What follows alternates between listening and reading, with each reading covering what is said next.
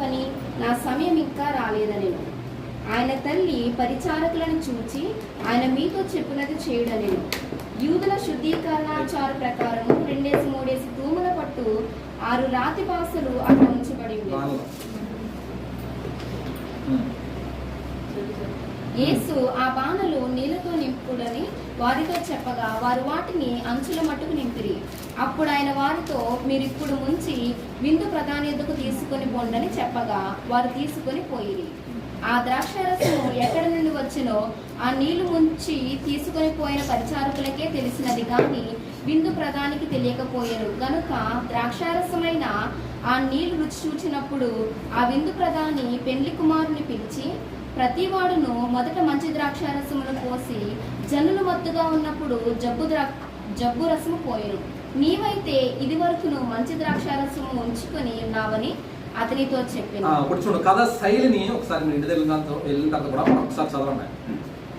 ఈ శైలి అంటే రచయిత శైలి లేదా ఇందులో రాసే విధానం, ఈ కథ ఆయన స్టైల్ ఎలాగుందంటే చూడండి. ఫస్ట్ స్టార్ట్ చేశాడు. ఫస్ట్ ఏంటి, అక్కడికి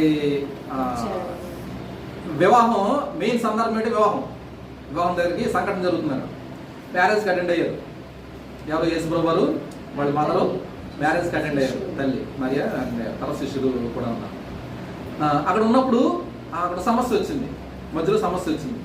ఇక్కడ చూడండి, సమస్య ఏర్పడింది. ఏంటి సమస్య?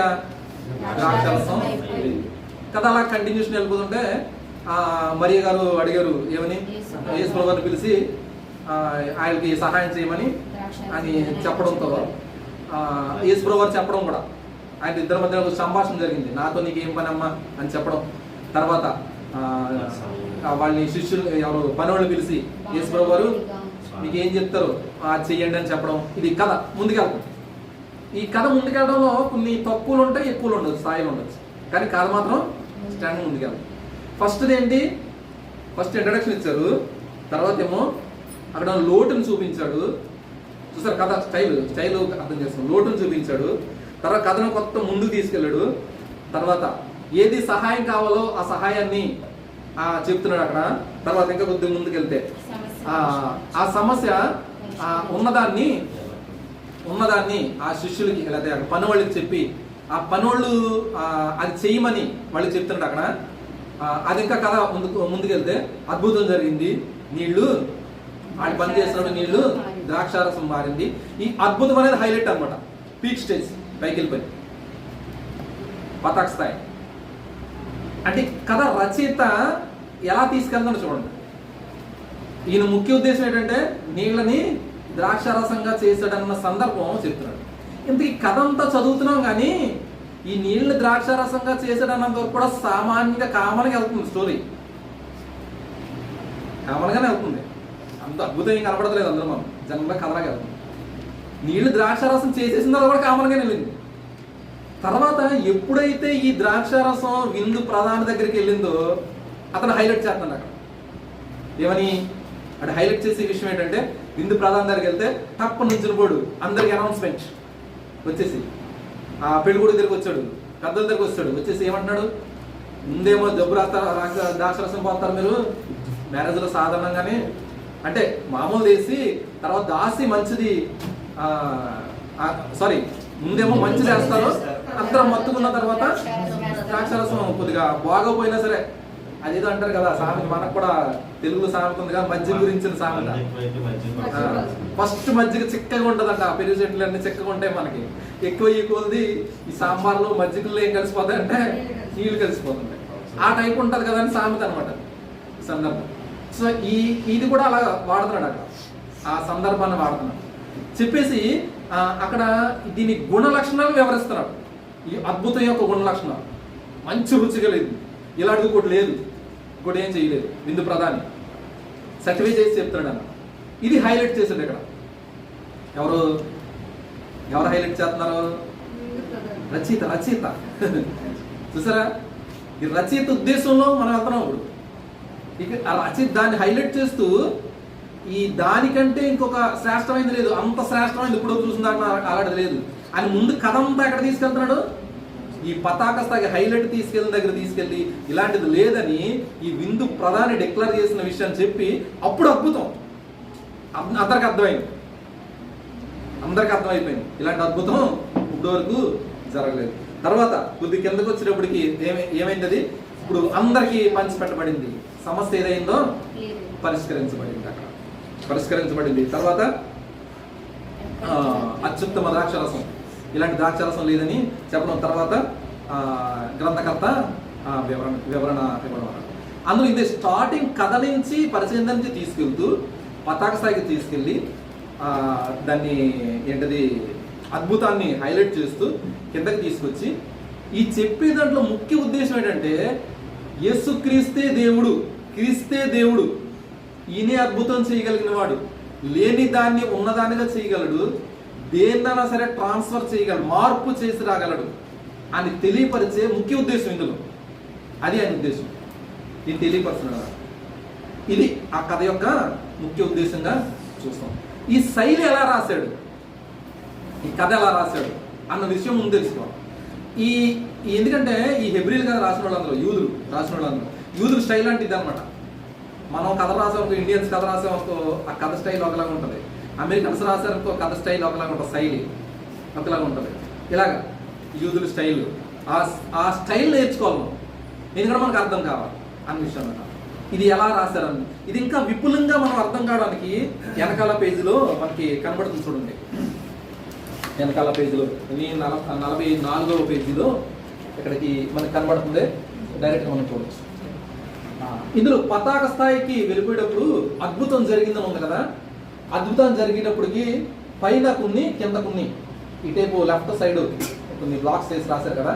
అందులో ఇప్పుడు మళ్ళీ మనం చదివిన దాన్నే ఏ స్టేజ్లో రాశాడు అన్న విషయాన్ని ఇప్పుడు చూద్దాం. చూడండి, ఫస్ట్ స్టేజు, రెండో స్టేజు, 2 స్టేజులు తీసుకుంటే అంటే ఇదేమో ఫస్ట్ ఏమో స్టార్టింగ్ నుంచి పైకి వెళ్ళిపోతుంది, అక్కడి నుంచి కింద తిరుగుతుంది. రచయిత రాసే ఉద్దేశాన్ని అతని శైలిని గుర్తించడం అది మాత్రం మర్చిపోద్దు. దాన్ని చూడండి. ఫస్ట్ స్టైల్ ఏంటి? ఫస్ట్ది చదవండి, గట్టిగా చదవండి. ఫస్ట్ది సంభాషణ జరిగింది. ఫస్ట్ది ఏంటి? గలిలియాలోని కానాలో జరిగిన కింద నుంచే పైకి వెళ్ళాలి. కానాలో గలిలియాలో కానాలో అటెండ్ అయిన ప్రోగ్రామ్. తర్వాత రెండోది కింద నుంచి పైకే, ద్రాక్షారసం లేదు, అక్కడ లోటు ఉంది.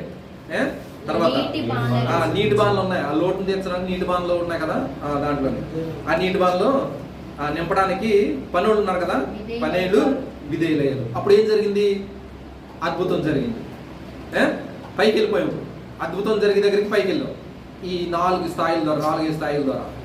తర్వాత అదే స్టెప్ మళ్ళీ డౌన్ ఎలాగవుతుందో చూడండి. తర్వాత ఏమో పనివారు విధేయత చూపించడం ద్వారా అది జరిగింది కదా. మళ్ళీ అది ద్రాక్షారసాన్ని ప్రధాన దగ్గర తీసుకెళ్ళడం, విషయాలన్నీ వాళ్ళు ఎంత విధేయత చూపించారు అందులో. దాని తర్వాత నీటి బాన్లు ఏమైపోయి ఇప్పుడు ద్రాక్షారసంగా మారిపోయాయి. తర్వాత ముందేమో ద్రాక్షారసం లేదు, ఇప్పుడేమో అత్యుత్తమైన మంచి ద్రాక్షారసం మారాయి. తర్వాత ఈ గలిలియా వివాహంలో జరిగిన అద్భుతమైన కార్యం అని చెప్పేసి లాస్ట్ లో కంక్లూజింగ్ ఇస్తాం రచయిత.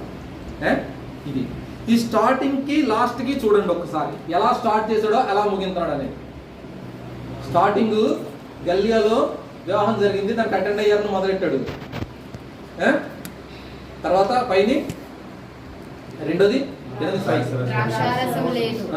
లేదు.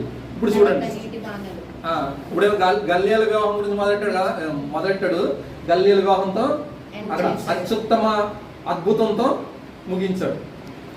ఫస్ట్ ఇక్కడేమో లేదు, అక్కడేమో 2 స్టేజ్లోకి వచ్చాడు. అద్భుతం జరిగింది, రెండోది ఉంది. అంటే ద్రాక్షరసం లేదు, అత్యుత్తమైన ద్రాక్షరసం ఉంది. తర్వాత నీటి బాన్లేమో మీకు సేమ్ అలాగే వెళ్ళిపోతుంది చూడండి. నీటి బాన్లేమో ఇప్పుడు ద్రాక్ష బాన్లు అయిపోయాయి. ఇక్కడ లేదేమో, ఇక్కడేమో ఉంది. నీటి బాన్లేమో ద్రాక్షరసం అయిపోయింది. తర్వాత